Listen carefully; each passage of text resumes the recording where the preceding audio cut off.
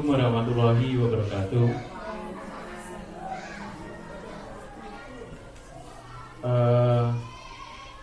Alhamdulillah rabbil alamin. Wassalatu wassalamu ala asyrofil anbiya wal mursalin wa ala alihi wa sahbihi ajmain. Amma ba'du.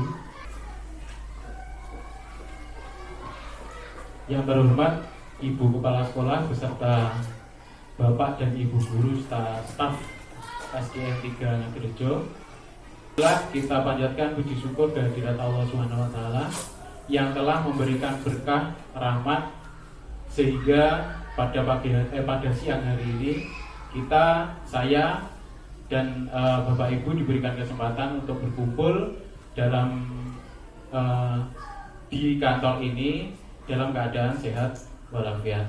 Selanjutnya, sholawat dan salam selalu kita limpahkan kepada junjungan kita Nabi Agung Muhammad SAW yang telah memberikan jalan yang terang, yaitu agama Islam, di mana syafaat beliaulah yang akan kita tunggu-tunggu di yaumul qiyamah nanti. Bapak Ibu, terima kasih sekali lagi saya ucapkan karena meluangkan waktu untuk acara diseminasi kegiatan pendidikan guru penggerak, yaitu tugas saya atau tugas modul 1.4 Bapak Ibu, yaitu tentang diseminasi budaya positif. Nah, kita mulai ya Bapak Ibu. Di sini saya sebagai CGP Angkatan 8 Kabupaten Trenggalek, saya Ibu Santoso. Kemudian Ibu Dian Setiawati adalah fasilitator saya. Kemudian Ibu Ana Fitria Zulaikah adalah pengajar praktek saya yang biasanya mendampingi saya di sini. Kemudian ada foto berenam dengan Bu Siti Zulaikah, itu adalah grup kecil saya. Ada Pak Zahlan, ada Pak Zain, ada Bu Nur Lailatul, ada Bu Ida, dan saya sendiri yang di tengah itu adalah Bu Ana Fitria. Ini adalah kelompok naungan dari Bu Ana Fitria, yaitu ada 5 sekolah, 5 orang. Selanjutnya adalah materi kita hari ini, capaian umum, yaitu memahami konsep pendidikan menurut Ki Hajar Dewantara yang dihubungkan dengan konsep budaya positif di lingkungan sekolah yang berpihak pada murid. Melakukan refleksi dan evaluasi terkait praktek disiplin positif pada dunia pendidikan untuk menciptakan murid yang sesuai dengan profil pelajar Pancasila. Kemudian memahami peran guru dalam membangun budaya positif dengan menerapkan konsep disiplin positif saat berinteraksi dengan murid. Selanjutnya adalah capaian khusus mengimbaskan pemahaman mengenai konsep budaya positif kepada rekan sejawat yang di dalamnya terdapat beberapa konsep, yaitu tentang disiplin positif dan nilai-nilai kebijakan universal, teori motivasi, hukum dan penghargaan, restitusi, keyakinan kelas, kebutuhan dasar manusia dan dunia berkualitas, restitusi 5 posisi kontrol, dan restitusi segitiga restitusi. Menerapkan strategi disiplin positif untuk menciptakan suasana kelas ataupun sekolah menjadi aman dan nyaman. Kemudian bersikap kritis dan reflektif terhadap budaya di sekolah serta mengembangkannya sesuai dengan kebutuhan. Jadi ini adalah tugas saya sebagai calon guru penggerak, yaitu mendiseminasikan atau mensosialisasikan atau menularkan apa yang saya dapatkan di calon guru penggerak, di pendidikan guru penggerak, yaitu tentang budaya positif Bapak Ibu. Selanjutnya adalah kita sebelum memulai kegiatan diseminasi, kita ada kesepakatan kelas dulu, ada kesepakatan kita sebelum melaksanakan kegiatan. Yang pertama, apa itu kira-kira Bapak Ibu? Nah, apabila kita mau bertanya, angkat tangan terlebih dahulu. Kemudian yang kedua, kira-kira apa Bapak Ibu? Tidak bising, tidak bersuara. Kemudian ada gunting, ada cut, apa yang dipotong. Nah, itu merupakan simbol bahwa kita tidak boleh memotong pembicaraan orang lain. Itu bentuk dari menghargai dan menghormati. Kemudian, nah, sebelum kita mulai lagi adalah ada ice breaking. Coba penjenengan semua meresani pada layar. Ada bunga ditambah bunga ditambah bunga sama dengan 60. Bunga merah ditambah bunga biru sama dengan 30. Bunga biru ditambah bunga matahari sama dengan 3. Matahari, bunga merah, bunga biru sama dengan berapa kira-kira? Monggo Bu. 102. 102. Buin? 10 kali 5 50. 50 tambah 2 itu Mas Leru Mas 50. Oh, masih Leru. Oke, ditunggu. 52. Berapa Bu? 52. Buis berapa?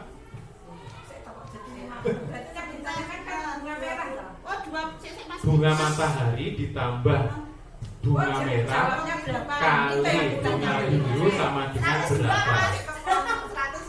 102. Oke.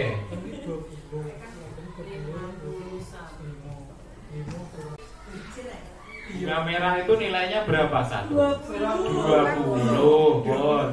Ada bocoran 20 bunga merah. Oke. Selanjutnya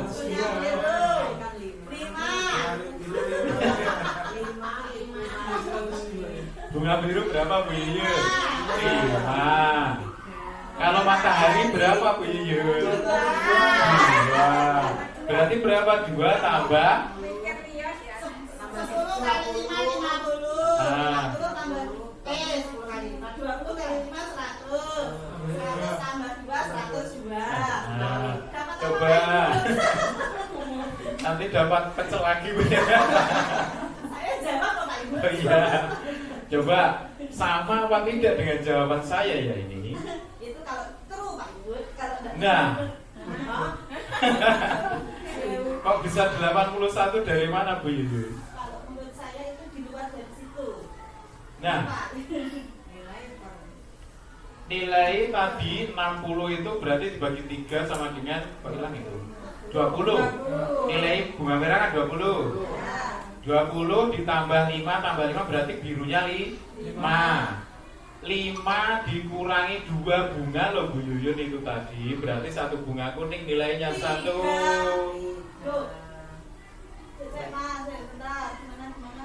Ini loh. 3 bunga kuning itu kan jumlahnya 2. Ya kan? Bunga kuning itu sebenarnya 1 tapi karena di situ 2. Oh iya. Nah, kurang teliti. Bunganya kan gak bisa, berarti cuma 1. Nah. Ya, terus. Oke, berarti berapa itu Bu? 1, berapa bunga merah tadi? 20 dikali 5 sama dengan 1. 20 kali 5 ya 100. 20. Dikurangi loh Bu terus. Boten itu kan perkalian dulu perkalian dulu kan Bu. Nggih, bunga merah dikali Bunga merah dikali bunga biru kan 100. Ditambah 1.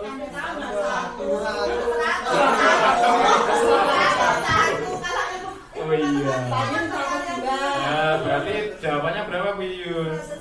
101. Alhamdulillah, ternyata ice breakingnya bisa memfreshkan kita siang-siang kali ini berpikir. Oke, terima kasih. Berarti ini 101. Kita lanjutkan. Kita kembali ke materi. Mengingatkan bahwa pada sosialisasi atau saya menyampaikan visi kemarin, saya menyampaikan bahwa gambaran masa depan sekolah saya ini seperti ini kemarin. Yaitu di situ ada guru yang menuntun 2 anak. Artinya kita sebagai pendidik itu tugasnya adalah menuntun. Seperti saya ibaratkan kemarin adalah seorang petani yang menanam padi. Padi itu siapa? Muridnya. Padi itu tidak bisa kita ubah menjadi jagung, tidak bisa kita ubah menjadi telo, ya Bu. Yang kita ubah adalah tanahnya mungkin kurang subur, kita bisa memupuknya, bisa menyemprotnya dan lain-lain. Kemudian setelah itu harapan saya setelah lulus nanti anak-anak akan menjadi manusia yang berkemajuan. Artinya berkemajuan di bidang apa? Di bidang ilmu pengetahuan ataupun intaknya. Nah, kemudian mempunyai karakter yang luhur, mempunyai karakter yang bagus, seperti di situ saya ibaratkan sebagai tawon. Tawon itu adalah salah satu ciptaan Allah yang sangat spesial, yaitu di situ lebah itu hanya memakan hal-hal yang baik saja. Kemudian lebah tidak akan mengambil sesuatu dari bunga tanpa memberikan manfaat kepadanya dan lain-lain. Kemudian di sayapnya, di situ saya tulis ada moral, ada kinerja. Kita berharap bahwa murid-murid kita nanti setelah lulus dari SDN 3 Anggerjo itu mempunyai karakter yang seimbang dengan moral, antara moral dan kinerja. Saya taruh di sayapnya. Apabila salah satu sayap di tawonnya itu patah, berarti nanti apabila di bidang anak didik kita itu sudah bekerja, itu juga akan tidak seimbang. Punya moral tapi kinerjanya jelek, itu juga tidak bagus. Apalagi sebaliknya, apabila kinerjanya bagus tetapi moralnya tidak bagus, itu juga akan tidak seimbang. Kemudian di situ ada S, bukan Superman kemarin, yaitu artinya adalah super team. Jadi kita menciptakan sekolah kita sesuai dengan apa yang kita harapkan, itu harus melalui tim, kerja secara tim, tidak bisa bekerja secara sendiri-sendiri.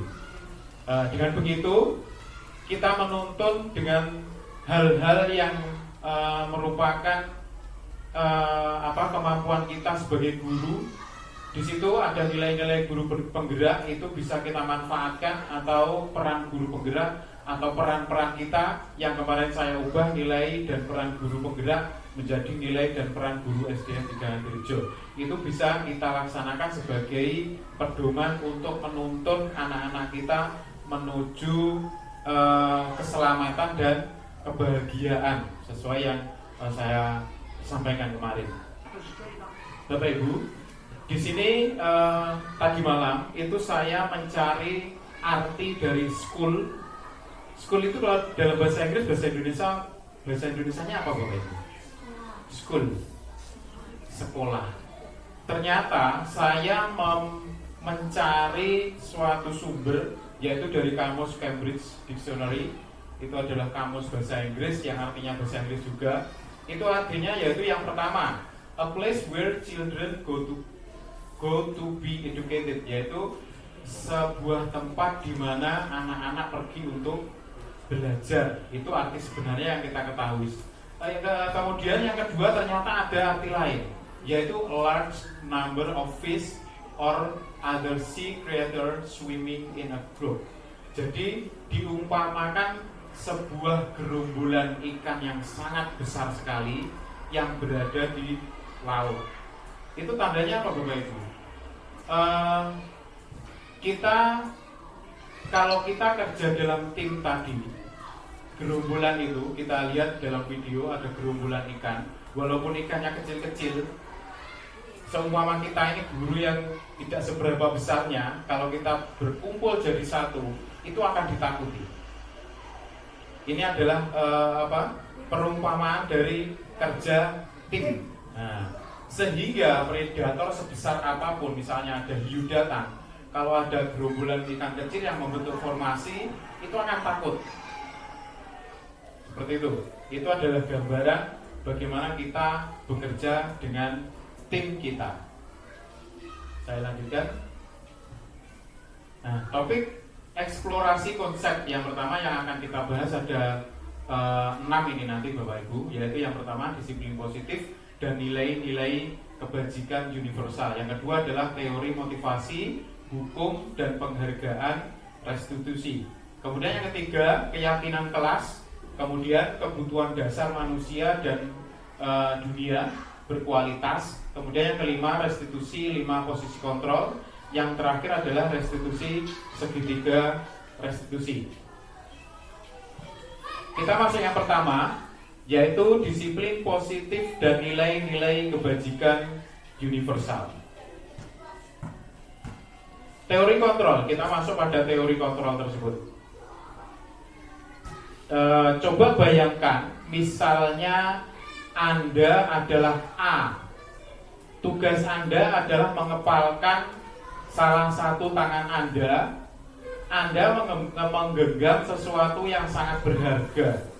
Anda perlu menjaga benda tersebut dengan sekuat tenaga karena benda tersebut sangat penting untuk kehidupan Anda sekarang dan di masa mendatang. Tugas B atau rekan Anda atau teman sejawat Anda adalah mencoba dengan segala cara untuk membuka kepalan tangan Anda. Teman Anda yang B tadi boleh membujuk, menghardik, mengintimidasi, memarahi, menggoda, menggelitik, bahkan menawari Anda uang agar Anda bersedia membuka kepalan tangan Anda. Pertanyaannya, 1. Apakah Anda atau teman Anda yang akan membuka atau menutup kepalan tangan tersebut? Mungkin ada yang berkomen. Siapa yang bisa membuka kepalan tangan kita tadi? Kita sendiri. Alasannya apa, Bu Yuyu? Karena kita yang mengendalikan tangan kita. Karena kita yang mengendalikan tangan kita. Ada yang lain, Bapak Ibu? Gitu ya. Karena kita yang memegang kendali kita. Kemudian dari kejadian tersebut, siapa yang memegang kontrol atau kendali untuk membuka dan menutup kepala kita tadi? Kita sendiri. Berarti yang bisa membuka kontrol itu siapa? Kita sendiri.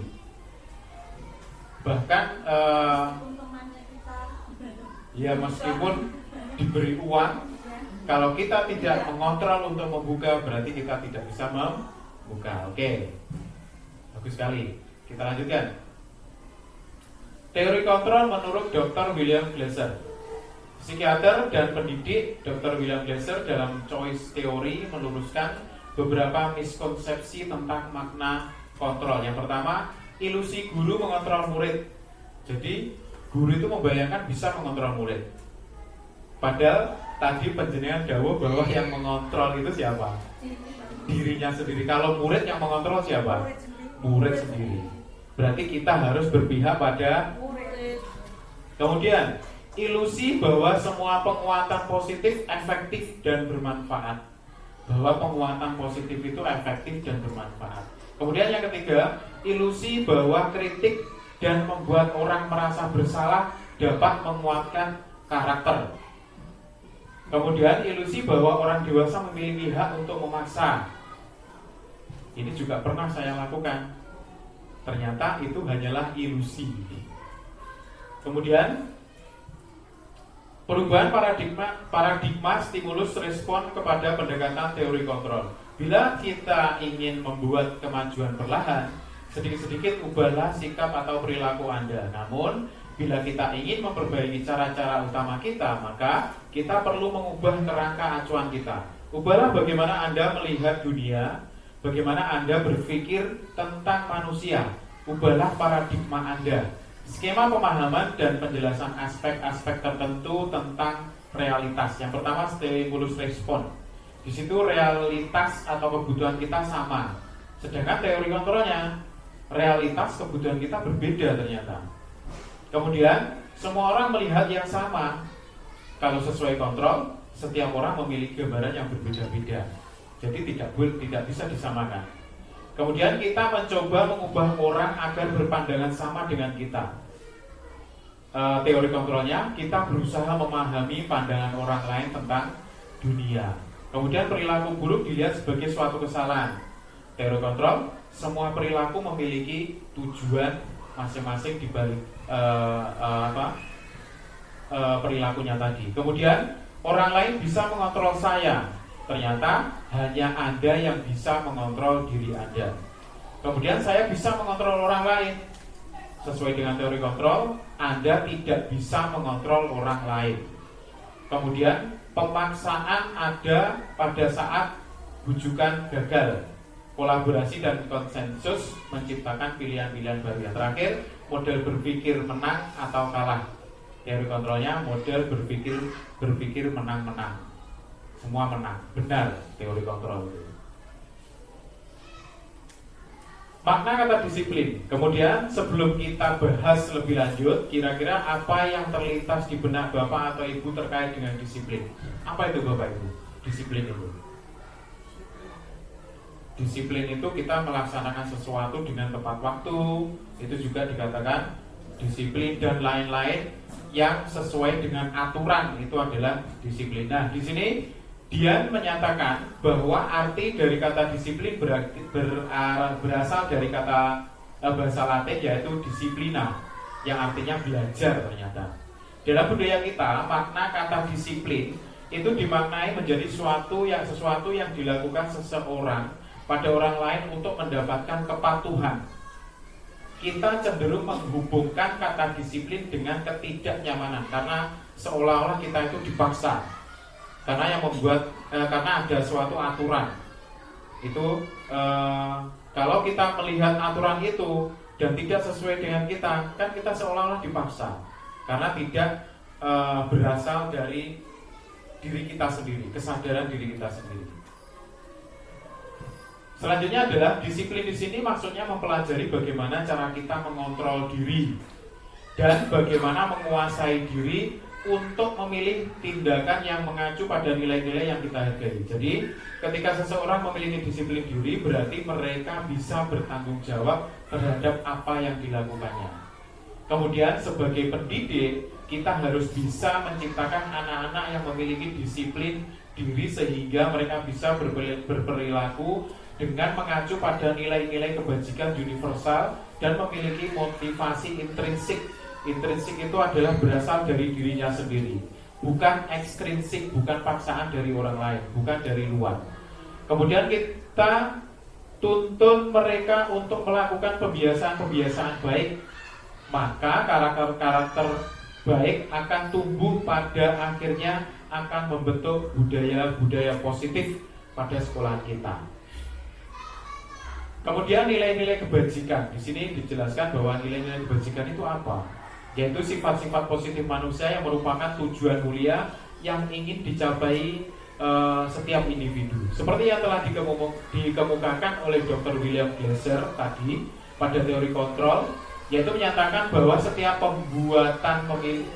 perbuatan itu memiliki suatu tujuan. Dan selanjutnya Dian Glasser tadi mengemukakan bahwa dengan mengaitkan nilai-nilai kebajikan yang diyakini seseorang, maka motivasi intrinsiknya akan terbangun. Jadi bukan paksaan lagi, tetapi dari dirinya sendiri dengan kesadarannya, sehingga menggerakkan motivasi dari dalam untuk dapat mencapai tujuan mulia yang diinginkan. Berikut adalah nilai-nilai kebajikan dari beberapa institusi atau organisasi. Nah, ini adalah nilai-nilai kebajikan yang pernah kita ketahui Bapak Ibu. Yang pertama adalah profil pelajar Pancasila. Itu nilai-nilai kebajikannya adalah beriman, bertakwa kepada Tuhan Yang Maha Esa, kemudian berakhlak mulia, mandiri, dan lain-lain. Kemudian Ibu Primary Year Program itu nilai-nilai kebajikannya adalah toleransi, rasa hormat, integritas, mandiri, dan lain-lain, banyak sekali di situ. Kemudian 9 pilar karakter atau cinta Tuhan yang dan segenap ciptaannya, kemandirian, dan tanggung jawab, itu adalah nilai kebajikannya. Salah satu nilai kebajikan yang ingin dicapai oleh setiap anak Indonesia yaitu kita kenal dengan profil pelajar Pancasila yang sering sekali kita terdengar dalam keseharian di pendidikan kita, yaitu beriman, bertakwa kepada Tuhan Yang Maha Esa, kemudian berakhlak mulia, mandiri, bergotong royong, bernalar kritis, berkebinekaan global, kemudian kreatif. Karena nilai-nilai tersebut bersifat universal dan lintas suku, bahasa, agama, bangsa maupun latar belakang. Jadi kata-kata atau kalimat yang ada dalam nilai-nilai kebajikan itu harus lintas bahasa, suku, bangsa, agama, tidak satu agama saja, tetapi universal, bersifat universal. Selanjutnya, ada 3 motivasi perilaku manusia. Yang pertama yaitu motivasi eksternal. Seperti yang saya katakan tadi, ada motivasi internal, mohon maaf itu salah, motivasi eksternal dan motivasi internal. Untuk menghindari ketidaknyamanan atau hukuman, itu adalah motivasi eksternal. Kemudian internalnya untuk mendapatkan imbalan atau menghargai dari orang lain. Selanjutnya adalah motivasi internal bertujuan disiplin positif. Ini yang kita garis bawahi, yaitu untuk menjadi orang yang mereka inginkan dan menghargai diri sendiri dengan nilai-nilai yang mereka percaya. Ada satu pertanyaan di sini, menurut Anda dari ketiga jenis motivasi tersebut, motivasi manakah yang saat ini paling banyak mendasari perilaku murid-murid Anda di sekolah? Yang ini tadi. Kira-kira yang mendasari murid-murid kita yang berada di SDN 3 Gereja ini lebih banyak yang sebelah mana, Bapak Ibu? Motivasi internal atau eksternal, atau motivasi internal yang bertujuan disiplin positif, atau mungkin yang akan kita laksanakan nanti?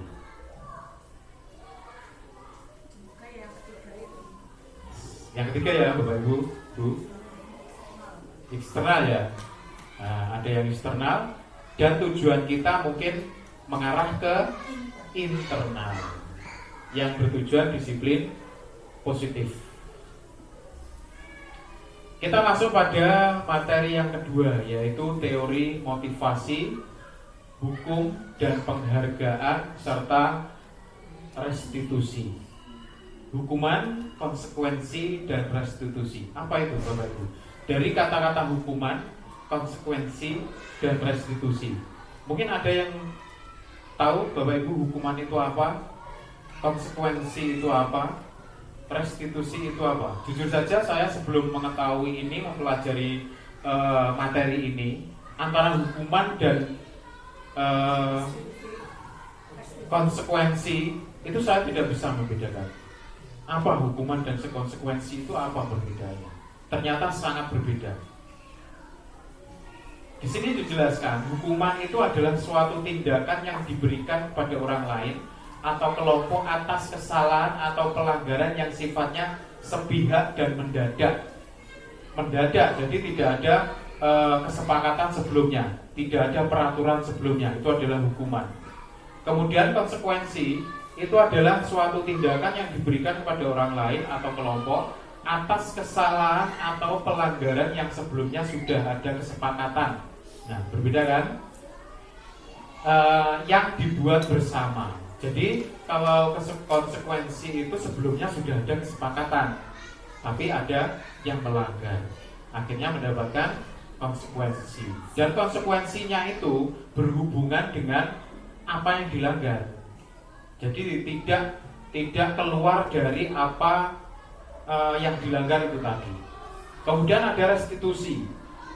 Adalah proses menciptakan kondisi bagi murid untuk memperbaiki kesalahan mereka, sehingga mereka bisa kembali pada kelompok mereka dengan karakter yang lebih kuat. Ya, ini yang lebih penting. Restitusi juga merupakan proses kolaboratif yang mengajarkan murid untuk mencari solusi untuk masalah mereka sendiri dan membantu murid berpikir tentang orang seperti apa yang mereka inginkan dan bagaimana mereka harus memperlakukan orang lain. Jadi restitusi di sini saya garis bawahi bahwa kita apabila ada murid kita mungkin berbuat kesalahan, kita bisa memberikan nasihat tanpa memberikan hukuman atau konsekuensi. Jadi murid dituntut untuk bisa berpikir sendiri, memperbaiki sendiri dengan tuntunan gurunya atau tuntunan kita sebagai penuntut. Saya lanjutkan. Misalnya suatu kasus seperti ini. Leo kurang menguasai pelajaran matematika, sehingga pada saat pelajaran tersebut berlangsung, dia lebih banyak berdiam diri atau asik bermain pensil. Pada saat guru matematikanya Pak John menanyakan pertanyaan, Leo menjadi gugup dan tak sengaja menjatuhkan pensilnya dari meja. serta tiba-tiba menjadi gagap dan pada saat berupaya menjawab. Seluruh siswa dalam kelas pun tertawa melihat perilaku Leo tersebut. Pak John pada saat itu membiarkan teman-teman Leo menertawakannya sehingga dia malu luar biasa. Selain itu Pak John menyuruh Leo untuk berdiri di depan kelas sambil mengangkat satu kaki. Dihukum. Ya, kelas semakin gaduh dan anak-anak pun tertawa melihat Leo di depan kelas. Ini apakah Anda setuju dengan tindakan Pak John? Apa alasannya Bapak Ibu? Buat anak menjadi trauma. Membuat anak menjadi trauma. Merasa tidak punya harga diri. Betul sekali, karena merasa bersalah, tidak mempunyai harga diri. Kemudian Pak John di situ itu tindakannya memberikan konsekuensi, hukuman atau restitusi Bapak Ibu? Hukuman. Hukuman. Kenapa kok hukuman? Karena sifatnya mendadak tapi Sifatnya mendadak, betul sekali, tanpa ada peraturan sebelumnya, sengaja. tidak disengaja. Kemudian hukumannya, tadi kan dikatakan hukuman. Terus Pak John menghukum bagaimana kepada anaknya? Suruh berdiri. Nah, berdiri mengangkat satu kaki. Apakah ini berhubungan dengan pelajarannya? Tidak berhubungan. Itu namanya adalah hukuman, sangat berbahaya untuk anak didik kita. Nah, itu sudah nomor 2 sudah kita jawab ini tadi. Kita lanjutkan. Nah, di sini adalah identitas gagal. Itu ternyata hukuman itu membuat identitas gagal kepada murid. Sesuatu yang menyakitkan harus terjadi.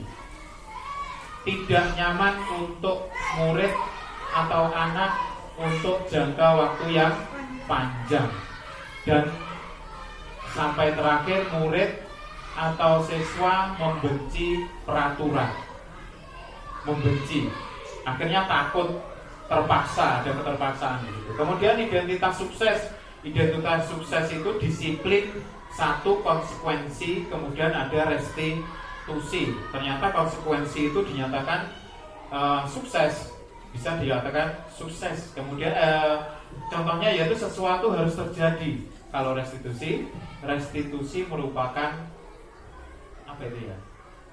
Pilihan.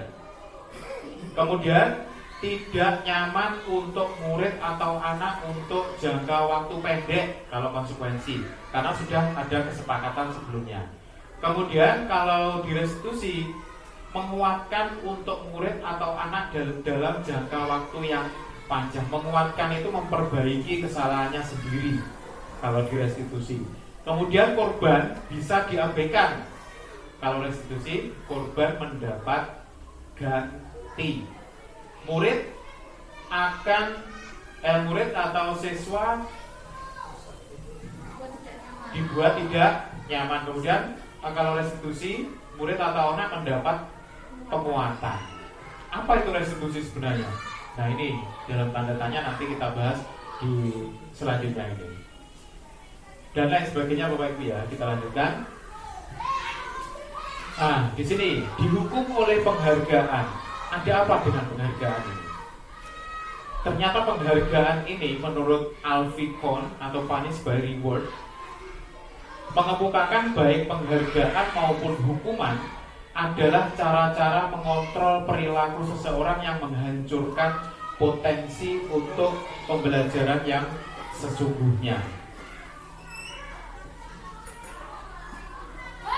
Kohn mengemukakan terkait tindakan memberikan penghargaan yang nilainya sama dengan menghukum seseorang. Nah, ini saya juga kaget di sini, Bu.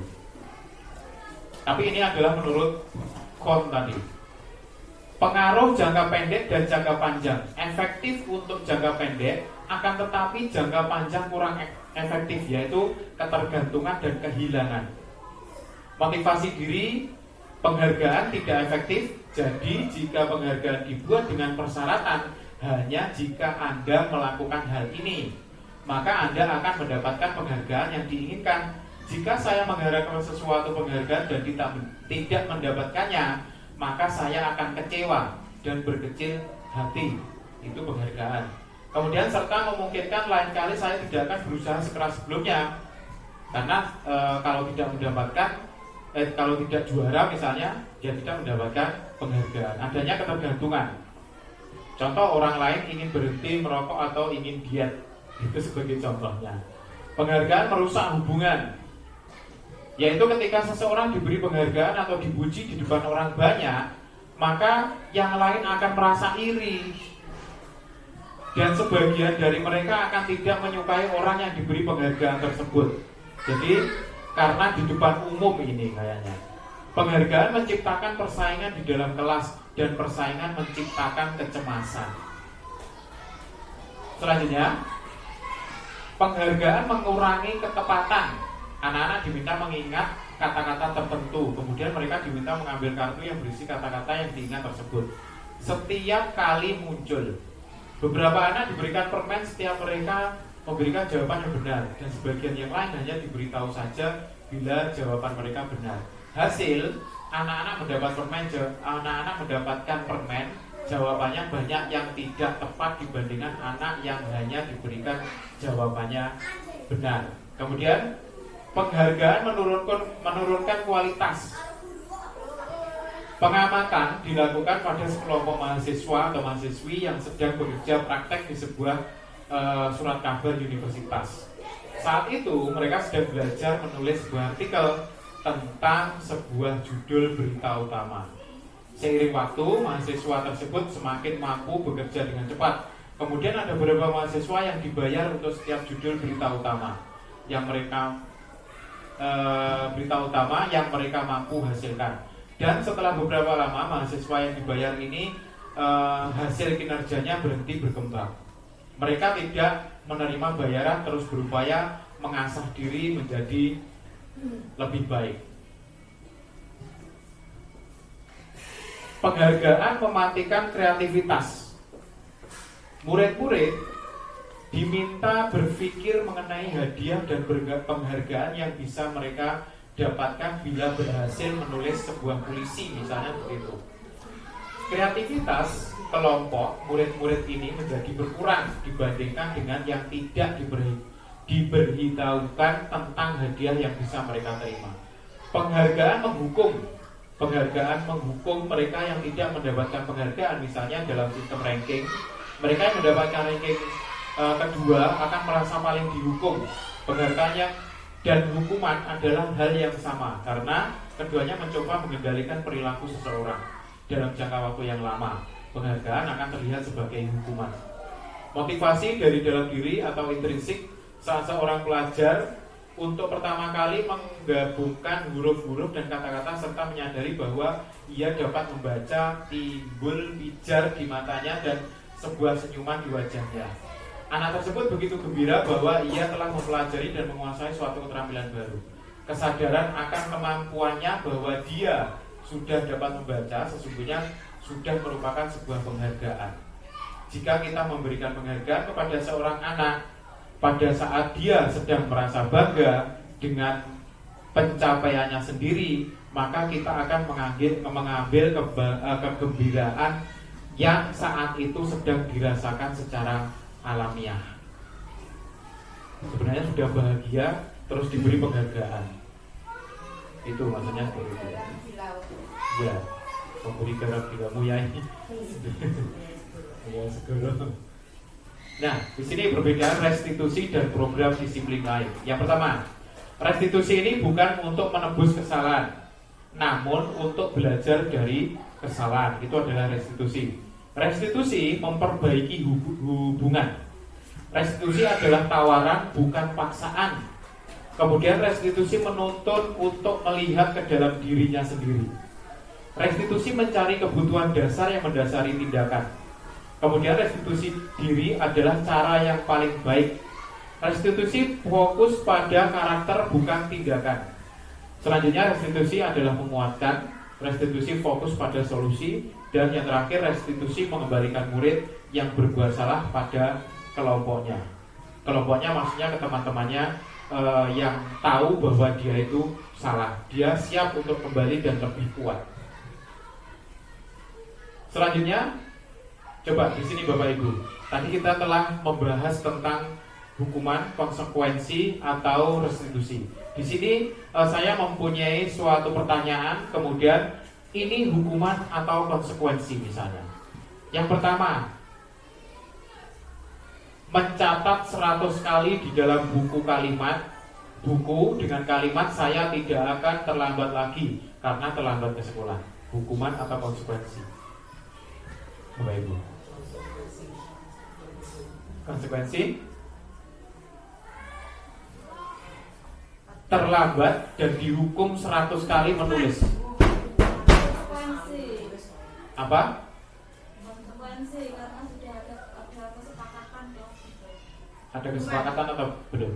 Peraturan Kita lihat. yang menulis Kesalahannya apa di situ? Terlambat. Hukumannya menulis. Nah, ada hubungannya apa tidak, Bapak Ibu? Tidak ada, berarti itu adalah hukuman. Yang kedua, lari mengelilingi lapangan apa itu? Basket 2 kali karena terlambat hadir di sekolah. Sama hukuman. Kemudian membersihkan coretan yang dibuat di meja tulis. Konsekuensi karena mungkin di kelas itu sudah ada kesepakatan. Kemudian murid diminta untuk push up 15 kali karena tidak menggunakan masker di sekolah. Hukuman, tidak ada hubungannya. Menggantikan kertas tugas teman yang telah dicoret-coret. Mengganti. Konsekuensi. Kemudian berjemur di lapangan basket pukul 12 siang karena mengobrol. Hukuman ya. Kemudian berdiri di depan kelas sambil mengangkat kaki 1 karena tidur. Sudah paham sekali nih Bapak Ibu. Kemudian kita lanjut di nomor 2 dari belakang sendiri. Lari mengelilingi lapangan basket 2 kali karena terlambat 10 menit untuk pelajaran PJOK. Konsekuensi. Kenapa Ibu? Karena itu sudah olahraga pelajarannya. Betul sekali, karena pelajarannya olahraga. Karena kenapa konsekuensi lagi? Karena kesepakatan. Yang kedua bisa untuk pemanasan. Berhubungan ya Pak Bayu. Nah, betul. Itu adalah konsekuensi. Nah, itu adalah beberapa contoh. Bisa saya lanjutkan? Hukuman. Terlalu asik. Yeah. Kemudian yang ketiga adalah keyakinan kelas. Nah, di sini dilihat mengapa keyakinan kelas kok bukan peraturan saja. Nah, ini tentunya keyakinan dan peraturan kan ada bedanya kayaknya di sini. Mengapa kita memiliki peraturan tentang menggunakan helm pada saat mengendarai sepeda motor? Mungkin jawabannya demi keselamatan. Mungkin keyakinannya seperti itu. Mengapa kita memiliki peraturan tentang menggunakan masker atau mencuci tangan setiap saat? Mungkin jawabannya untuk kesehatan atau keselamatan. Jadi nilai-nilai keselamatan atau kesehatan inilah yang kita sebut sebagai suatu keyakinan. Karena saya yakin bahwa ini adalah seperti tadi menggunakan helm. Saya yakin bahwa helm itu bisa untuk keselamatan kita. Itu tadi. Kemudian nilai kebajikan universal yang disepakati secara tersirat dan tersurat lepas dari latar belakang suku, negara, bahasa, ataupun agama. Pada pelajaran disiplin dan nilai kebajikan universal, kita telah mempelajari tentang nilai-nilai kebajikan yang dapat menjadi landasan kita dalam membuat suatu keyakinan sekolah. Menentukan visi atau misi tujuan dari sebuah institusi atau sekolah. Keyakinan kelas adalah suatu yang diyakini bersama, yang berasal dari penyatuan pikiran yang di dalamnya mengandung nilai-nilai kebajikan universal. Nilai-nilai kebajikan universal itu ya tidak boleh dilatar belakangi dengan suku, bahasa, agama ataupun negara. Jadi bersifat universal, bersifat umum, semua bisa melaksanakan. Kemudian pembentukan keyakinan kelas. Keyakinan kelas bersifat lebih abstrak daripada peraturan yang lebih rinci dan konkret. Keyakinan kelas berupa pernyataan universal. Pernyataan keyakinan kelas senantiasa dibuat dalam bentuk positif. Keyakinan kelas sebenarnya tidak terlalu banyak sehingga mudah diingat dan dipahami oleh murid-murid. Kemudian keyakinan kelas sebaiknya suatu yang dapat diterapkan di lingkungan tersebut. Kalau lingkungannya di kelas ya bisa diterapkan di kelasnya masing-masing. Semua warga kelas hendaknya ikut berkontribusi dalam pembuatan keyakinan kelas lewat kegiatan curah pendapat. Jadi setiap murid kita bisa mengajukan keyakinan kelas dan disepakati bersama-sama. Akhirnya kesepakatan itu menjadi keyakinan kelas yang harus dipatuhi karena diketahui bersama-sama. Bersedia meninjau kembali keyakinan kelas dari waktu ke waktu. Jadi kalau sudah kita membuat keyakinan kelas, besok atau suatu saat nanti itu bisa kita kurangi ataupun bisa kita tambah sesuai dengan keadaan atau kesepakatan yang baru yang dibuat lagi. Fleksibel. Kemudian prosedurnya atau caranya seperti ini. Mempersilahkan warga sekolah untuk bercurah pendapat, menyampaikan pendapatnya masing-masing murid itu. Kemudian mencatat semua masukan-masukan warga seolah di papan tulis atau di kertas besar. Kemudian susunlah keyakinan kelas menjadi kalimat-kalimat yang positif. Kemudian tinjau kembali daftar curah pendapat yang sudah dicatat. Menyetujui dengan menandatangani keyakinan sekolah-sekolah tersebut. Keyakinan sekolah atau kelas tersebut termasuk guru dan semua warga kelas atau sekolah. Keyakinan kelas bisa diletakkan di dinding kelas di tempat yang mudah dilihat semua warga kelas. Nah, contohnya ini yang pernah saya buat di sini. Keyakinan kelas yang pertama adalah bekerja sama dalam menjaga kebersihan. Jadi kalimatnya tidak seperti ini. Tidak boleh membuang sampah sembarangan. Kata tidak itu bukan kalimat yang positif. Jadi kita harus mencari kata yang terbaik, kata yang positif. Tidak boleh ada kata tidak seperti itu. Misalnya bekerja dalam menjaga kebersihan, berarti anak-anak dalam satu kelas itu ya menjaga kebersihan, artinya tidak boleh membuang sampah sembarangan dan lain-lain. Meletakkan barang pada tempatnya, itu kan kalimat yang positif. Kemudian mengerjakan dan mengumpulkan tugas tepat waktu, artinya tidak ada kata-kata tidak boleh mengerjakan PR di kelas. Nah, seperti itu tidak boleh. Saling membantu, menghargai, sopan, santun pada siapapun. Kemudian mengawali dan mengakhiri kegiatan dengan berdoa. Selalu bersikap positif, senantiasa menjadi diri yang terbaik, percaya dan menghormati orang lain serta barang miliknya, berkomitmen terhadap setiap tugas, senantiasa membantu. Nah, itu proses pembuatan keyakinan kelas. Lanjut. Nah, kira-kira ini Bapak Ibu pertanyaan. Peraturannya seperti ini. Hadir di sekolah 15 menit sebelum pelajaran dimulai. Kalau kita buat keyakinan kelasnya seperti apa? Bergantian atau menunggu giliran. Jangan berlari di kelas atau koridor. Dilarang mengganggu orang lain.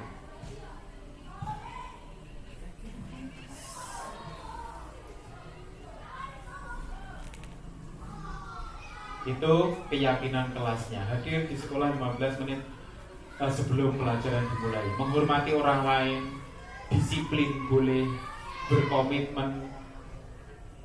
Kemudian bergantian atau menunggu giliran. Itu artinya adalah bersabar, menghormati orang lain. Itu sudah termasuk di situ. Jangan berlari-lari di kelas. Kita menjaga keamanan, keselamatan. Itu sudah masuk di situ.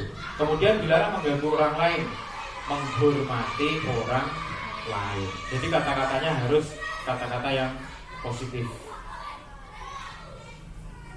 Yang keempat, kebutuhan dasar manusia dan dunia berkualitas. Kebutuhan manusia itu ada 5 menurut William Glasser, Bapak Ibu, dalam choice theory, yaitu bertahan hidup, penguasaan, kasih sayang dan rasa diterima, kesenangan, kemudian kebebasan. Itu adalah 5 kebutuhan dasar dari manusia menurut William. Dari 5 kebutuhan dasar manusia tadi, yang pertama yaitu ada kebutuhan bertahan hidup, yaitu bersifat fisiologis, misalnya kesehatan rumah, makanan, serta termasuk juga kebutuhan biologis akan proses reproduksi. Kemudian kasih sayang dan rasa diterima atau kebutuhan yang diterima, untuk diterima, merupakan kebutuhan psikologis. Kebutuhan ini meliputi kebutuhan akan hubungan dan koneksi sosial, kebutuhan untuk memberi dan menerima kasih sayang, dan keutuhan untuk merasa menjadi bagian dari suatu kelompok. Yang ketiga, penguasaan, yaitu kebutuhan ini berhubungan dengan kekuatan untuk mencapai sesuatu, menjadi kompeten, menjadi terampil, diakui atas prestasi dan keterampilan kita, didengarkan dan memiliki rasa harga diri, ingin dihormati dan merasa hebat. Kemudian ada kebebasan, yaitu kebutuhan akan kemandirian, otonomi, memiliki pilihan dan mampu mengendalikan arah hidup seseorang, suka mencoba-coba, tidak terlalu terpengaruh orang lain, dan senang mencoba hal baru dan enarik. Kemudian yang kelima, kesenangan, yaitu kebutuhan akan kesenangan adalah kebutuhan untuk mencari kesenangan, bermain dan tertawa. Selanjutnya adalah dunia berkualitas. Dunia berkualitas adalah tempat khusus dalam pikiran Anda, tempat Anda menyimpan gambaran representasi dari semua yang Anda inginkan. Bisa berisi orang-orang, hal-hal dan apa saja yang terbaik dalam hidup Anda, dan membuat Anda merasa bahagia dan terpenuhi kebutuhan dasar Anda. Dr. William Glasser menyebutkan seperti semacam album foto, sehingga isinya tidak akan terlalu banyak, hanya akan terdiri dari beberapa hal saja yang sangat signifikan dan benar-benar terbaik dalam hidup Anda, yang membuat hidup Anda menjadi lebih bermakna. Kebutuhan dasar bersifat lebih umum dan universal, sedangkan dunia berkualitas lebih unik dan personal. Yang kelima, restitusi 5 posisi kontrol. Kita lihat video dari restitusi 5 posisi kontrol.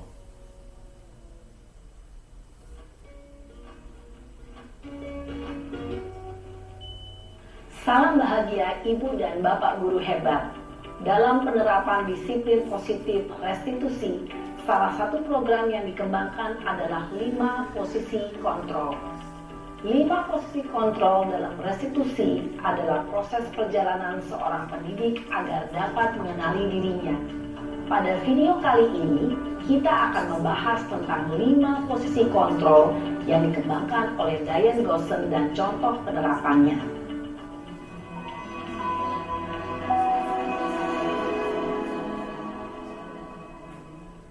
Lima posisi kontrol itu adalah: 1. Posisi penghukum. 2. Posisi pembuat merasa bersalah. 3. Posisi teman. 4. Posisi pemantau atau monitor. Dan 5. Posisi manajer. Untuk lebih memahami kelima posisi tersebut, mari kita saksikan kasus Naren yang terlambat hadir 20 menit di sekolah dan melihat bagaimana kelima posisi kontrol dalam menghadapi masalah tersebut. Nah, di sini yang pertama adalah posisi penghukum.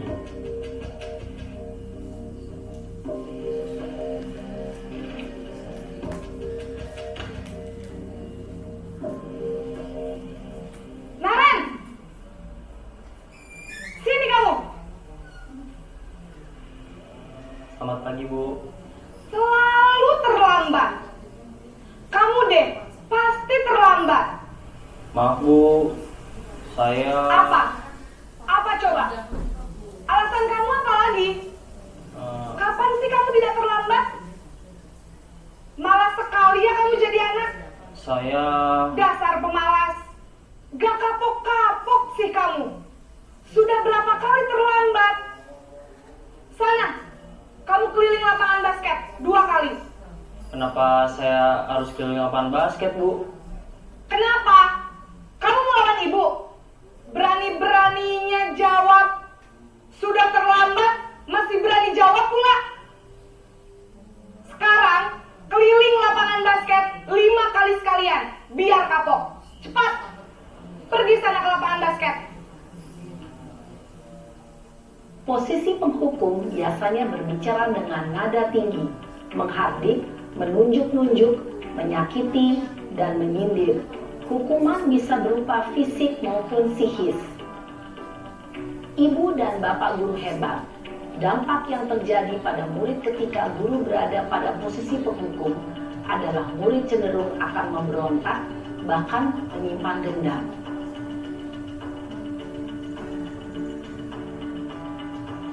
Nah, ini yang kedua, posisi pembuat merasa bersalah.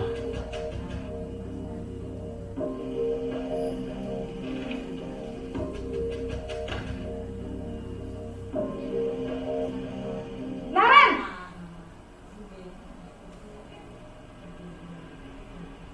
Selamat pagi, Bu. Naren, kamu kenapa terlambat lagi, nak? Ya Tuhan, Naren, kamu senang ya bikin ibu susah ya?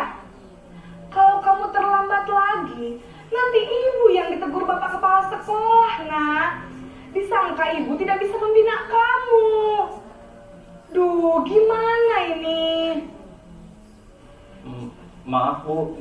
Duh Gusti Naren, kamu suka ya kalau ibu ditegur bapak kepala sekolah?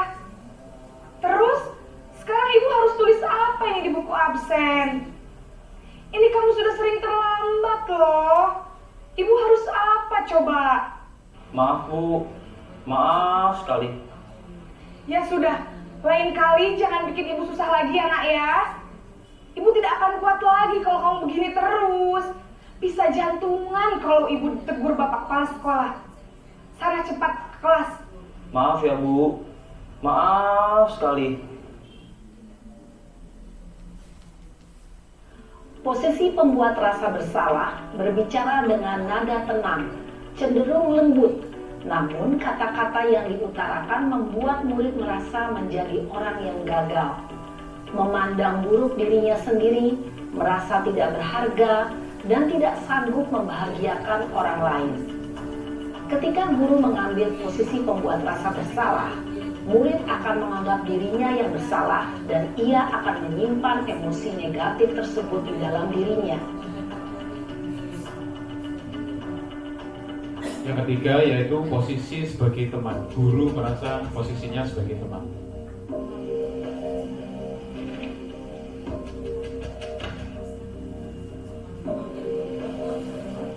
Naren!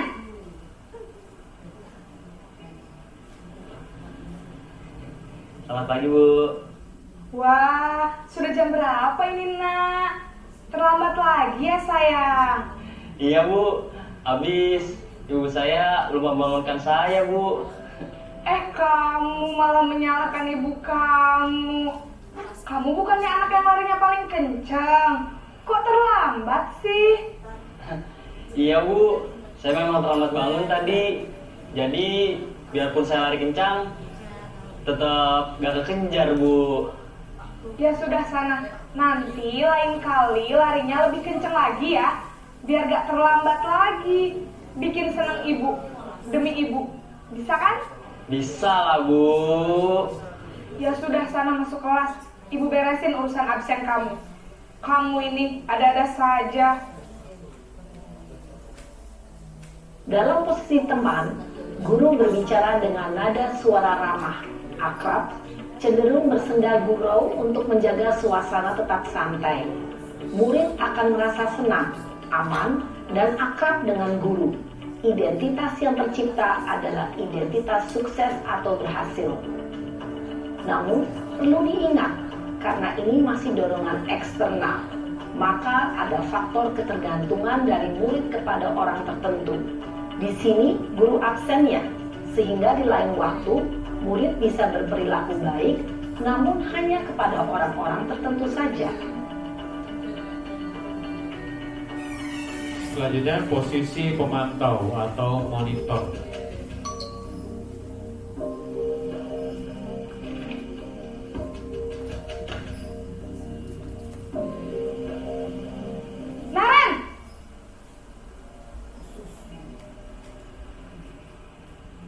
pagi, Bu.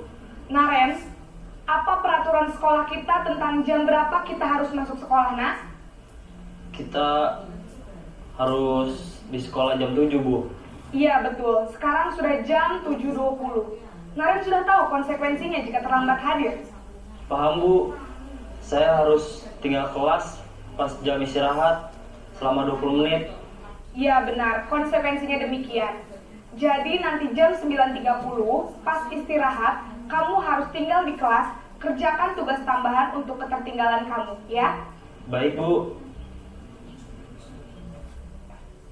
Posisi pemantau mengandalkan penghitungan atau data untuk mengontrol murid. Guru mengarahkan murid berdasarkan peraturan dan konsekuensi. Seorang pemantau menunjukkan bahasa tubuh dan ekspresi wajah yang datar dan cenderung formal. Nah, yang terakhir adalah posisi sebagai manajer.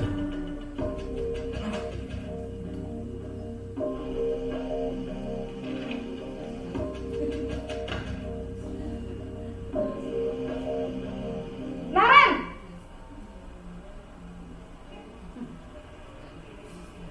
Selamat pagi, Bu. Selamat pagi, Naren. Maaf, Bu. Saya terlambat. Iya, sekolah masuknya jam 7, sekarang sudah jam 7.20. Jadi sekarang bagaimana ini, Naren? Maaf, Bu. Saya lupa setel alarm saya semalam. Baiklah, menurut kamu, keyakinan sekolah yang mana yang perlu kamu tingkatkan? Menghargai diri sendiri dan orang lain mungkin ya, Bu. Setuju. Jadi, apakah Naren meyakini prinsip saling menghormati tersebut? Iya, Bu. Saya meyakininya. Apakah Naren bersedia memperbaiki masalah keterlambatan ini? Bersedia, Bu. Bagaimana kamu akan perbaiki masalah keterlambatan ini? Saya akan coba untuk tidak lupa menyetel alarm saya, Bu. Baik, kalau Naren lupa menyetel alarm di rumah, ada orang yang kira-kira bisa bantu mengingatkan tidak? Ada, Bu. Kakak saya, Kak Emma. Ada lagi selain Kak Emma? Selain Kak Emma, ada ibu saya. Baik, jadi yang mengingatkan Naren adalah Kak Emma dan ibu kamu ya? Kira-kira akan mulai start alarm kapan nih, Naren? Setelah pulang sekolah, akan segera saya lakukan. Baik, jadi Naren akan setel alarm untuk bangun besok pagi dan akan diingatkan oleh kakak dan ibunda Naren ya. Ada lagi yang mungkin perlu dilakukan, Naren, agar tidak terlambat bangun lagi? Tidak ada, Bu. Baik, Naren, terima kasih untuk kerjasama kamu. Sekarang kamu perlu kembali ke kelas untuk belajar. Baik, Bu. Terima kasih. Nah, Bapak Ibu, kita telah menyaksikan contoh dari 5 posisi kontrol. Kita sebagai guru, saya sendiri merasa bahwa posisi kontrol saya sebagai guru sebelum mendapatkan pendidikan di guru penggerak ini ada lebih dari 1. Apakah kita pernah menghukum anak, Bapak Ibu? Posisi penghukum, apakah kita pernah? Mungkin pernah, saya pun mungkin seperti itu. Apakah posisi pembuat merasa bersalah itu juga kita pernah melakukan? Mungkin pernah. Karena saya juga belum tahu kalau sebenarnya posisi kontrol itu memang ada 5, kemudian mana yang terbaik untuk yang kita lakukan sebagai pendidik. Kemudian sebagai teman, seperti tadi, kita seolah-olah merangkul sebagai murid itu seolah-olah teman kita. Kita berbicara sebagai teman. Kita juga pernah seperti itu. Kemudian pemantau itu biasanya mengingatkan tentang peraturan-peraturan yang ada di instansi atau di sekolah atau di kelas. Kemudian manajer, nah ini yang spesial. Kita mungkin harus mempunyai posisi manajer ini lebih besar. Nah ini saya juga akan belajar sebagai guru sebagai posisi yang berada di manajer.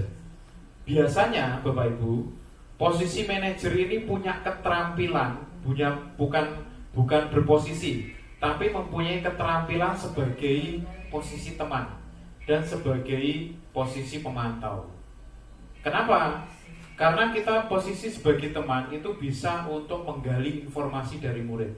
Bagaimana kita merangkul murid kalau kita tidak memposisikan diri sebagai teman? Seperti itu. Lanjutkan. Yang pertama tadi adalah menghukum. Bisa berupa hukuman fisik atau verbal, nada tinggi. Akibatnya akan timbul jiwa pemberontak dan dendam pada murid. Selanjutnya adalah pembuat merasa bersalah. Jadi murid merasa tak berguna dan rendah hati, suaranya bisa lembut, hasilnya murid akan merasa bersalah. Biasanya seperti ini tadi, Naren tadi. Aduh, kamu tidak kasihan ibu ya kalau dimarahi kepala sekolah. Nah, itu merasa anak itu seolah-olah dipersalahkan. Anak-anak merasa dirinya itu tidak berguna, bersalah dalam kesalahan tersebut. Lanjutkan adalah sebagai teman tadi, terjalin hubungan baik antara murid dan guru, nada suaranya biasanya ramah, akrab, bercanda, hasilnya terjalin keakraban. Akan tetapi murid akan ketergantungan dengan guru tersebut, jadi akan menimbulkan ketergantungan, jadi tidak baik juga. Selanjutnya adalah posisi guru sebagai pemantau, yaitu dasarnya adalah peraturan dan konsekuensi, selalu mengingatkan tentang peraturan yang ada di sekolah tersebut. Nada suaranya biasanya datar, biasa saja. Gestur tubuhnya formal, hasilnya murid akan merasa tidak nyaman tinggal di kelas pada jam-jam istirahat. Tidak nyaman karena selalu dibenturkan dengan peraturan. Selanjutnya adalah ini, yang spesial adalah seorang manajer. Murid diajak untuk menganalisis kebutuhan dirinya maupun orang lain, berkolaborasi dengan murid bagaimana memperbaiki kesalahan yang ada. Tujuannya murid dapat menjadi pribadi yang mandiri, merdeka, bertanggung jawab atas segala perilaku dan sikapnya, yang pada akhirnya dapat menciptakan lingkungan yang positif, nyaman dan aman. Nah, ini adalah motivasi eksternal, itu adalah motivasi yang gagal. Contohnya adalah penghukum dan membuat orang merasa bersalah. Kemudian identitas berhasil atau sukses itu termasuk teman, itu tadi dikatakan bahwa identitas dinyatakan sukses atau berhasil, termasuk pemantau dan kontrol diri ada di manajer. Contohnya satu saja, contohnya guru berkata, kalau kamu tidak melakukannya, saya akan titik-titik, itu menghukum. Kalau membuat merasa bersalah, kamu sudah mengecewakan ibu atau bapak. Nah, kemudian sebagai teman, lakukan untuk bapak ibu, ya sudah, nanti bapak ibu bantu bereskan, seperti itu. Kemudian pemantau, apa peraturannya, apa konsekuensinya, apa yang kamu lakukan, apa yang telah kamu lakukan, apa yang terjadi. Jadi mengacu ke peraturan-peraturan. Kemudian kalau posisi kontrol, manajer atau kalau diri sebagai manajer, apa yang kita yakini, apa yang kamu yakini, apa kamu meyakini hal tersebut. Kalau kamu meyakininya, kamu memperbaiki, kamu meyakininya, kamu memperbaikinya. Kalau kamu memperbaikinya, jadi kira-kira hal tersebut akan menggambarkan apa tentang dirimu. Nah, itu contohnya.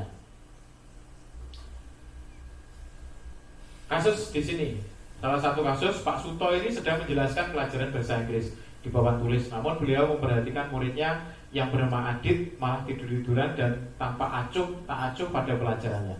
Adit, coba jawab pertanyaan nomor 5. Maju ke depan dan kerjakan di papan tulis.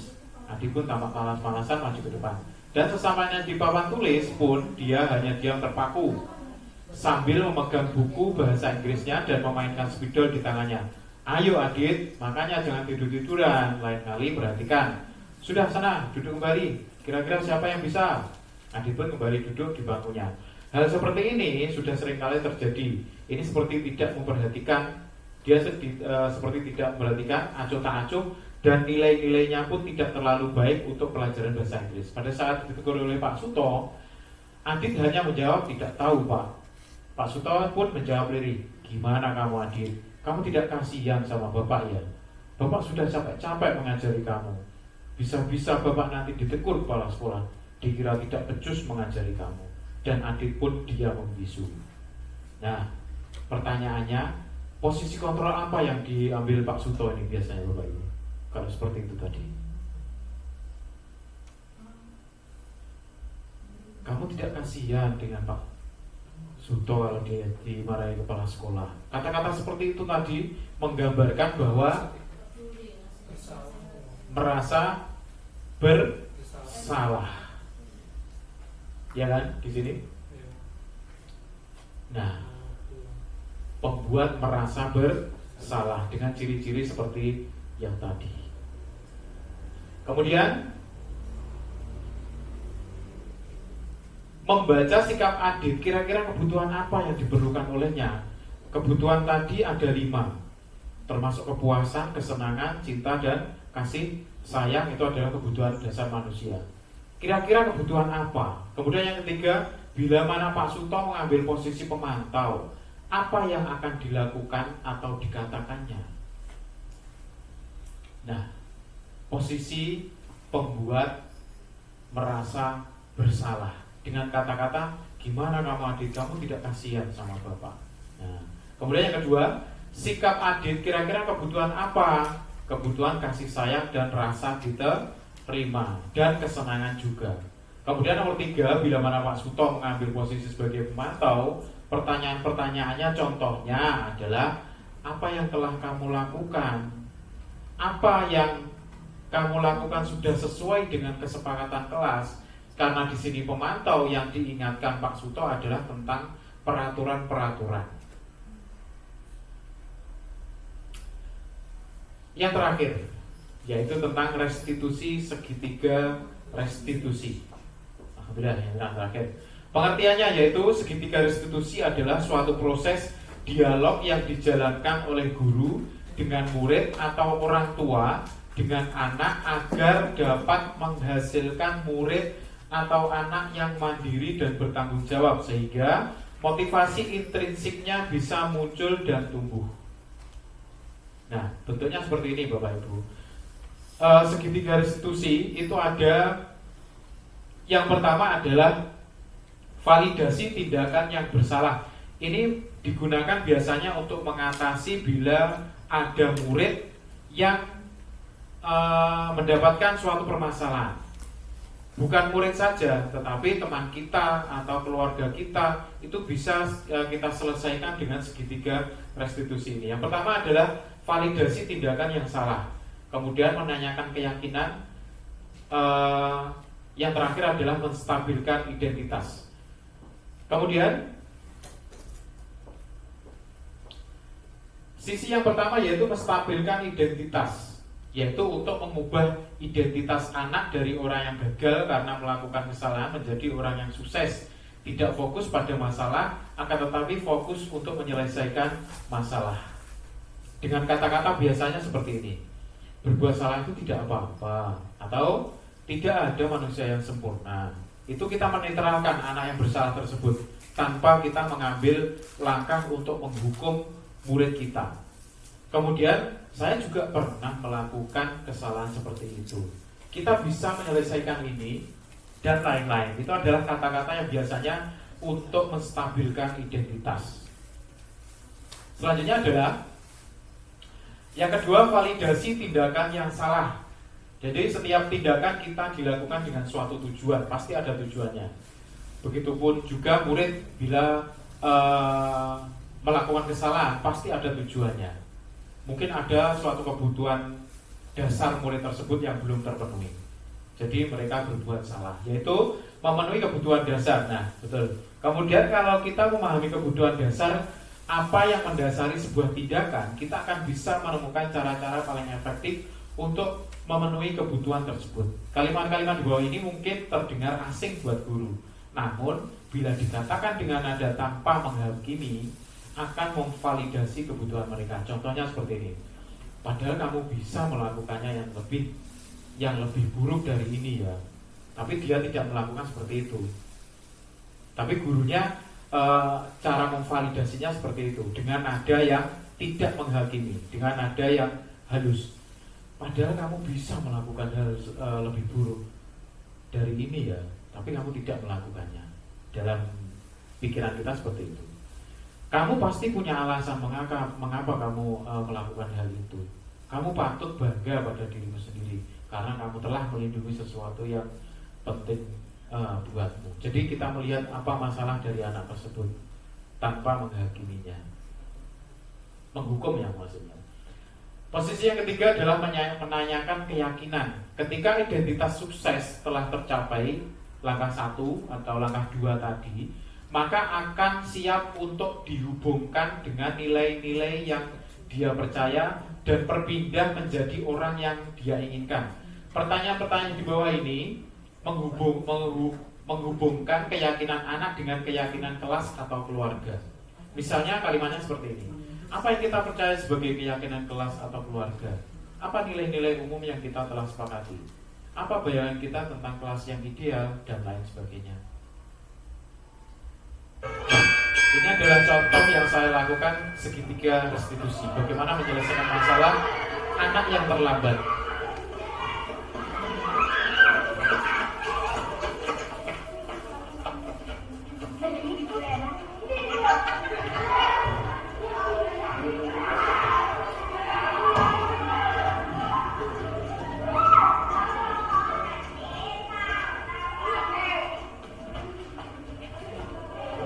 Itu ada salah satu anak, Febri namanya, itu terlambat.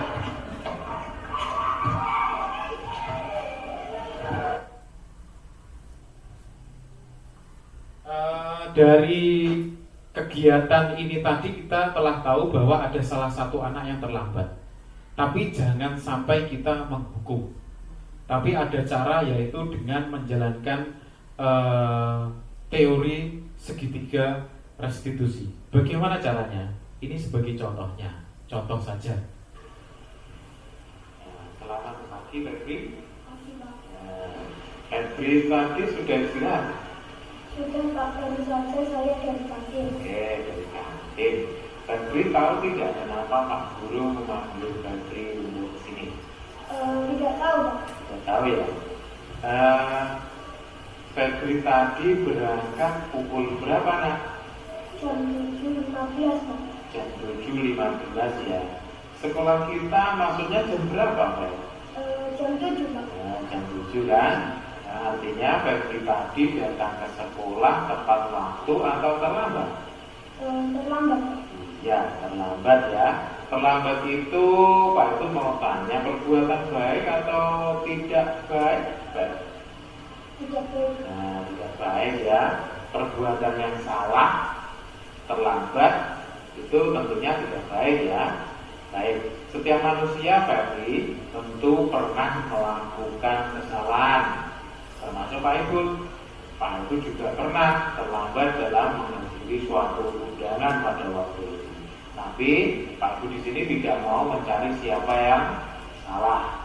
Tapi Pak Ibu mau membantu Febri mencari solusi terhadap masalah Febri terkait tentang keterlambatan datang ke sekolah seperti tadi.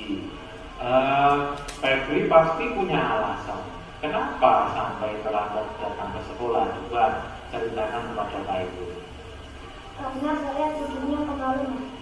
Tidurnya kemalaman ya. Memangnya jam berapa tidurnya, Beb? Jam 9, Pak. Jam 9. Itu belajar atau ngapain, Nak? Nonton TV sama main handphone, Pak. Nonton TV sama main handphone, akhirnya tidurnya kemalaman, bangunnya kesiangan, seperti itu. Nah, baik, Febri masih ingatkah kesepakatan atau keyakinan kelas yang sudah kita buat pada pertemuan yang lalu? Nah, Iya, Pak. iya. Apa itu? Disiplin dan tepat waktu. Disiplin dan tepat waktu. Febri yakin kalau disiplin dan tepat waktu itu penting untuk kita. Febri yakin. Nah, sekarang apa yang harus Febri lakukan supaya Febri itu datang ke sekolahnya tidak terlambat lagi dan bisa tepat waktu dan disiplin? Tidur harus lebih awal. Tidur harus lebih awal. Tidur lebih awal itu jam berapa? Jam 9. Ya awalnya kamu jam 9. Kalau sekarang lebih awalnya jam berapa? Jam 8. Berarti yang sebelumnya kamu bikin jam 9, sekarang jam 8 ya. Oke, kemudian apa lagi? Nah, pasang alarm mungkin? Iya, pasang alarm.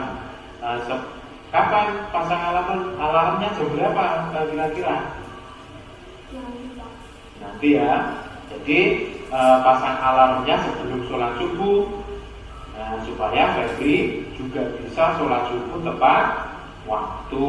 Oke kan? Sudah tahu apa yang harus dilakukan? Nah, sudah tahu ya. Kapan mau memulainya? Nanti ya. Oke, mulai berarti kamu memulainya mulai hari ini seperti itu ya. Nah, itu kemudian baik, berarti mulai hari ini Febri akan melakukan perubahan itu untuk menjadi lebih baik, menjadi anak yang disiplin dan tepat waktu. Bisa ya? Bisa. Oke, Mas dulu. Nah, Febri pasti bisa menjadi orang yang lebih baik, lebih disiplin lagi. Terima kasih, Febri bisa kembali ke kelasnya. Itulah praktek dari penerapan segitiga restitusi. Padahal Febri tadi melakukan kesalahan, yaitu terlambat sekolah. Mungkin beberapa kali dia melakukan kesalahan tersebut, tapi kita harus bisa menggali apa yang melatar belakangi dari kesalahan si Febri tadi dengan melaksanakan penerapan segitiga restitusi. Jadi kita memposisikan diri sebagai manajer. Jadi kita memposisikan diri sebagai manajer yang punya keterampilan sebagai teman, punya keterampilan sebagai pemantau juga, mengingatkan tentang peraturan-peraturan yang sudah disepakati seperti kegiatan yang dilakukan dalam praktek penerapan segitiga restitusi tadi. Bapak Ibu, pertanyaan refleksi yang pertama, karena ini adalah yang terakhir kegiatan kita, yaitu perasaan apa yang muncul setelah Bapak Ibu mengikuti kegiatan ini. Mungkin salah satu dari Bapak Ibu boleh bisa memberikan masukan atau statement yang berhubungan dengan materi yang saya sampaikan. Monggo Bapak Ibu mungkin.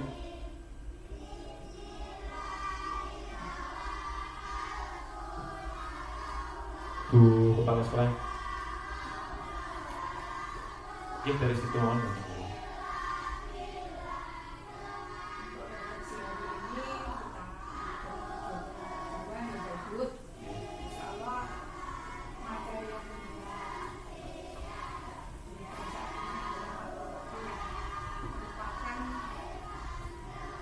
Maka ini biar terdengar di video.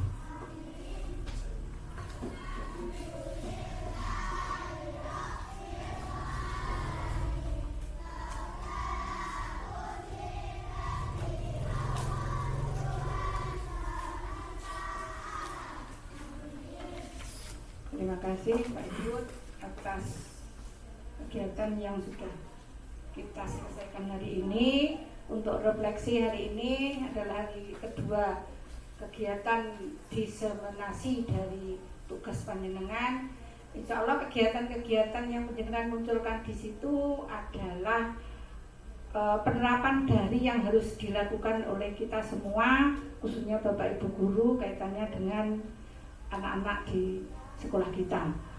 Dengan adanya kegiatan yang panjenengan munculkan di situ, otomatis kita memiliki semacam evaluasi diri, atau kita kaitkan dengan apa yang akan kita lakukan nanti bisa sebagai acuan untuk dimunculkan dalam kegiatan-kegiatan yang lebih baik untuk Bapak Ibu guru dalam kaitannya untuk memberikan pengalaman yang lebih baik kepada anak-anak.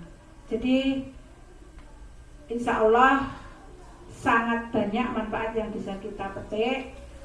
Walaupun mungkin Bapak Ibu guru sudah sering melakukan hal-hal itu, tetapi dengan adanya materi yang panjenengan berikan hari ini akan muncul lagi motivasi untuk memberikan yang terbaik sesuai dengan yang kita dapatkan hari ini. Cuma mungkin kita perlu ada tadi namanya motivasi intrinsik. Sesuatu itu tidak akan berubah kalau kita sendiri sebagai pelaku yang bisa dikatakan sebagai pengambil kebijakan. Semua yang kita lakukan tergantung kita sendiri. Kita mau apa? Untuk itu monggo kita kembalikan kepada niatan kita di sekolah ini adalah untuk melaksanakan amanah, dan kita juga sudah siap untuk itu. Insya Allah panjenengan juga mendapatkan sesuatu yang panjenengan harapkan. Oleh sebab itu mari kita bersama-sama untuk memulai dengan hal yang baru, dengan pengalaman yang baru yang kita dapatkan untuk diterapkan di lembaga ini. Kita akan bersama-sama, walaupun itu sebenarnya harus proses, tapi paling tidak kita memulai dari diri sendiri. Kemudian permintaan kami, Pak Ibu selaku yang memberikan kegiatan ini tentu harus menjadi contoh atau disebut sebagai penggerak. Kemudian kita akan tergerak dan Pak Ibu akan menggerakkan kita semua. Kita aplaus untuk Pak Ibu bersama-sama. Terima kasih Pak Ibu. Semoga ini bisa membawa kebaikan untuk sekolah kita. Aplaus untuk Pak Ibu. Demikian saja yang dapat saya sampaikan Pak Ibu.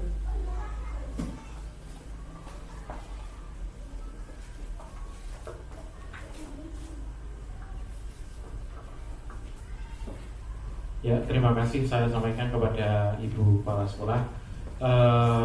Merupakan dukungan penuh juga dari nopo ikan Ibu Daune, Ibu Kepala tadi. Jadi sebenarnya dari kegiatan ini tadi kita intinya dari Ibu Kepala tadi kita sudah melaksanakan. Namun kita perlu menebali seperti itu ya Bu. Jadi kita sebenarnya sudah melaksanakan apa yang ada di materi ini tadi. Tapi tinggal menebali saja. Karena memang pengetahuan-pengetahuan seperti ini kita sangat memerlukan untuk ya itu tadi, untuk kepentingan murid. Karena kita harus berpihak pada murid. Kemudian Bapak Ibu, setelah yang terakhir ini tadi, ada 5 peran posisi kontrol kita mungkin sebagai guru. Di posisi mana kita sebaiknya? Dari yang tadi ada 5, yaitu penghukum, pembuat merasa bersalah, teman, pemantau, atau manajer sebaiknya. Sebagai teman, ada yang sebagai manajer, gitu ya. Jadi kita seharusnya berada di posisi manajer, tapi mempunyai keterampilan sebagai posisi teman ataupun di posisi pemantau untuk mengontrol apa peraturan-peraturan yang ada di instansi atau di sekolah kita, di kelas kita. Seperti itu Bapak Ibu ya.